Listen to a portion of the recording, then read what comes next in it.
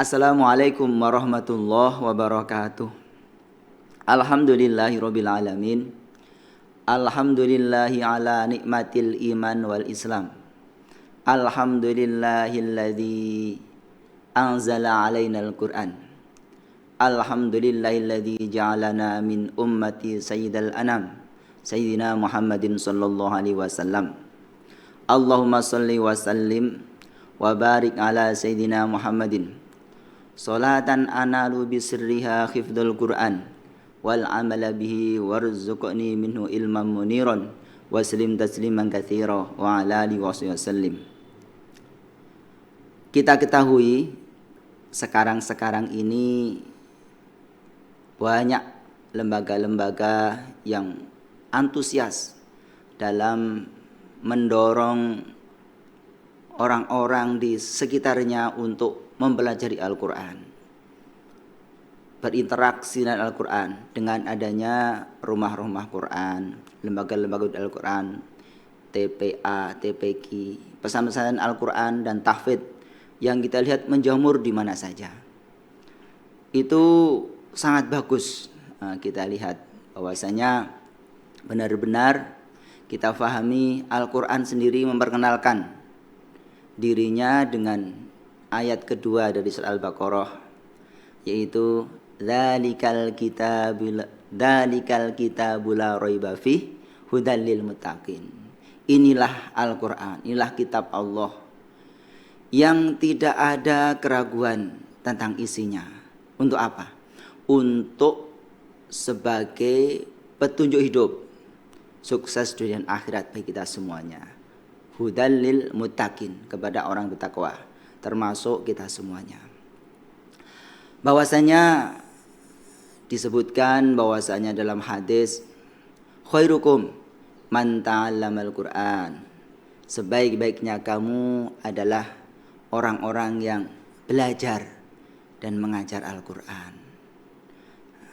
Kemudian disebutkan juga bahwasanya man saghallahul Qur'an an dzikri wa mas'alati a'taitu afdhala ma u'tiyas sa'ilin. Sesungguhnya orang yang sibuk dalam berinteraksi dengan Al-Quran, baik membaca, mengajar, mentadaburi ataupun meneliti hukum-hukumnya, itu sampai orang itu lupa atau tidak sempat untuk berdoa atau meminta, maka Allah janjikan pasti akan aku beri kepada orang itu yang lebih baik dari pemberianku yang aku berikan kepada orang-orang yang berdoa atau meminta. Melihat beberapa hadis ini memang sangat pantas bahwa sekarang kita itu yang melek ilmu, yang tahu ilmu, yang membaca banyak literasi, harus lebih bersemangat lagi dalam interaksi dengan Al-Quran. Dan di sekolah-sekolah baik itu MI, SD, SMP, MTS, SMA ataupun MA, baik yang negeri ataupun yang swasta, menjamur juga sekolah-sekolah IT, Islam terpadu, yang di situ kita tahu menekankan benar tentang pendidikan Al-Quran. Dan kita semuanya pasti menginginkan menjadi ahli Quran, atau dalam konteks kekiniannya menjadi sahabat Al-Quran. Karena bagaimanapun juga ketika kita berinteraksi dengan Al-Quran terus menerus sebagai sahabatnya, maka kita akan menjadi mulia di sisi Allah SWT. Setiap apa saja yang berdekatan dengan Al-Quran, berinteraksi dengan Al-Quran, membawa Al-Quran, apalagi ada di dalam dirinya itu Al-Quran, maka pasti akan mulia di sisi Allah SWT dan mulia di seluruh umat manusia pada umumnya. Di sini kami akan menyampaikan beberapa ciri-ciri ataupun indikator dari sahabat Al-Quran. Benar bahwasanya kita semuanya menginginkan menjadi sahabat Al-Quran. Tapi apakah kita ini sudah pantas untuk disebut sebagai sahabat Al-Quran? Maka bisa kita lihat, kita telusuri, kita raba diri kita ini. apakah sudah termasuk di dalam kriteria sahabat Al-Quran. Nah, indikatornya adalah menurut beberapa ulama mengatakan yang pertama adalah mulazimi bi qiraatih, yaitu senantiasa melazimkan dirinya untuk membaca Al-Quran. Membaca di sini itu tidak cukup hanya membaca asal-asalan, tidak. Tapi kita ketahui Al-Quran harus dibaca dengan bertajwid, panjang pendeknya, dengung jelasnya, dan bahkan lebih dalamnya makhrajnya. Kita harus benar dalam bacanya. Tidak cukup di situ, kita fahami artinya, kita tadabbur dan kita amalkan dalam keseharian. Al-Quran karena ini sebagai petunjuk hidup bagi kita, hudal lil muttaqin, maka tidak bisa tidak kita harus mempelajari isinya juga. Cuman untuk awalnya hak dari Al-Quran adalah dibaca dengan benar sesuai dengan tajwid yang ada, dan juga dengan akhlak-akhlak ataupun adab-adab yang dicontohkan para ulama dalam membaca Al-Quran. Salah satu adab dalam membaca Al-Quran adalah mempunyai wudu. Disebutkan dalam sebuah hadis, orang yang membaca Al-Quran, ketika orang ini tidak mempunyai wudu, maka satu hurufnya mendapatkan 10 kebaikan. Akan tetapi kalau kita membaca dengan suci, maksudnya dengan mempunyai wudu, maka orang ini akan mendapatkan 25 derajat, 25 kali lipat ketika tidak dibandingkan dengan orang yang tidak mempunyai wudu. Nah, ini berarti perintah secara tersirat dari Rasulullah, adabnya kita membaca Al-Quran adalah dengan mempunyai wudu. Membaca di sini yang difahami oleh para ulama dan harus kita pahami, membaca di sini adalah dengan membaca tanpa teks, tanpa mushaf Al-Quran. Membaca dengan mushaf Al-Quran maka ada aturan yang lain. Menurut jumhur ulama, mayoritas ulama mengatakan bahwasanya ketika kita memegang mushaf Al-Quran maka kita harus mempunyai wudu. Berbeda dengan hukumnya ketika kita membacanya. Nah, itu khilaf ulama berpendapat seperti itu. Tapi mayoritas ulama ketika memegang mushaf Al-Quran adalah dengan mempunyai wudu. Bahkan ditulis di dalam sampul-sampul penerbit Al-Quran ada tulisan la yamassuhu illal mutahharun, dan jangan menyentuh atau tidak menyentuh Al-Quran ini kecuali orang-orang yang suci. Kembali lagi kepada indikator sahabat Al-Quran.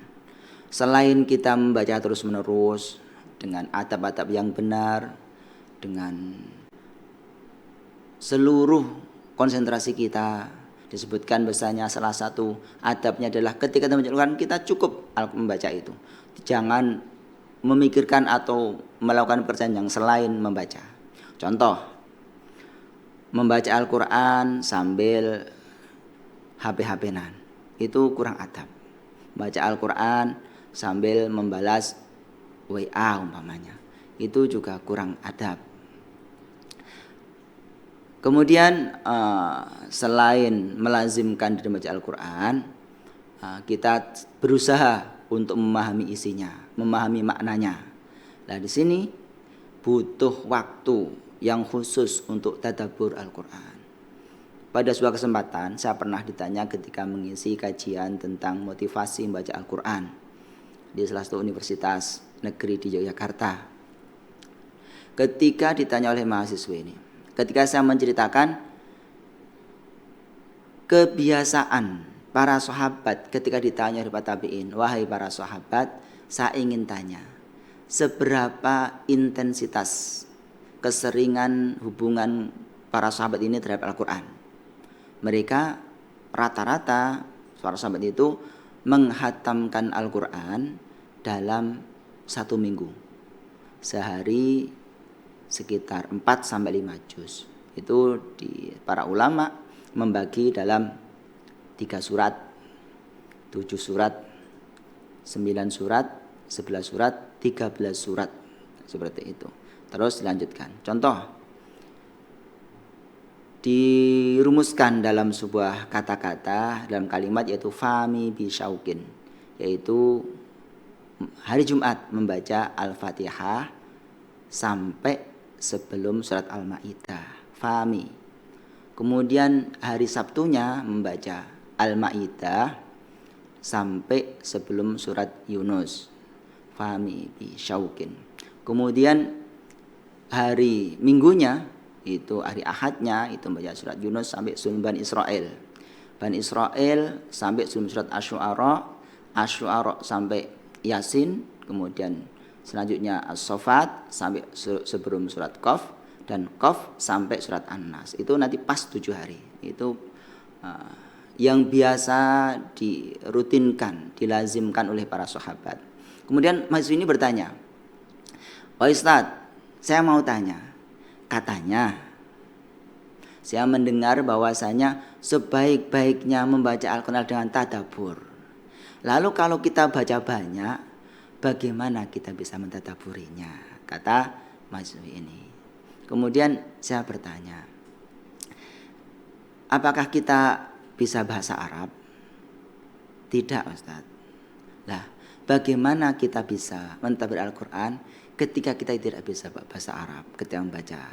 Jadi harus kita pilih. Ada waktu kita ini membaca Al-Quran dengan mengejar kuantitas, rutinnya berapa, 1 hari 1 juz umpamanya, 1 hari 2 juz umpamanya, atau 1 hari 3 juz, atau para sahabat 4-5 juz.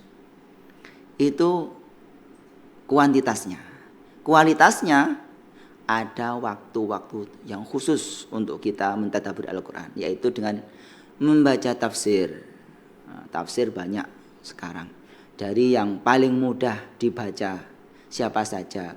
Contoh, tafsir Al-Ibris yang ditulis oleh Kiai Haji Bishri.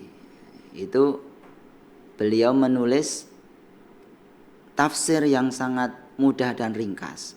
Ini cocok dengan pemahaman atau keilmuan orang-orang Indonesia pada umumnya.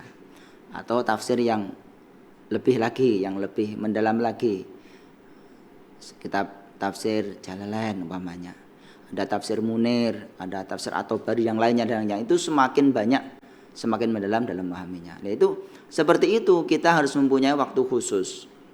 Kalau biasanya ketika kita membaca tafsir itu paling setengah jam atau 1 jam, bisa jadi cuman hanya dapat berapa ayat saja kalau memahami tadabbur dengan maknanya.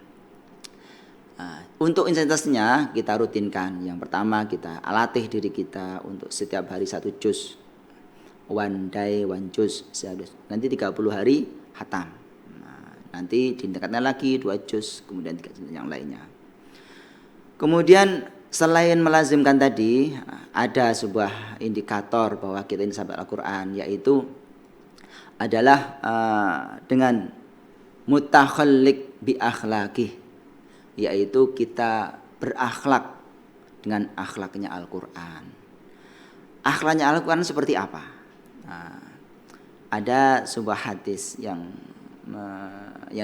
diriwayatkan oleh Sayyidi Aisyah, bahwasanya contoh dari akhlak Al-Quran adalah Rasulullah sendiri. Maka bagaimanapun juga kita harus meniru keseharian Rasulullah dan belajari dalam sehari ini sunah-sunah apa sih yang dilaksanakan, dan kita akan melaksanakan menirunya untuk mengikutinya. Mungkin itu saja sedikit yang bisa kami sampaikan, karena mungkin waktunya terbatas. Insya Allah kalau ada kesempatan di lain waktu akan kita lanjutkan yang lebih mendalam tentang seperti apa sosok ataupun contoh-contoh orang-orang yang menjadi sahabat Al-Quran sebenarnya. Semoga bermanfaat. Wa'afu minkum. Assalamualaikum warahmatullahi wabarakatuh.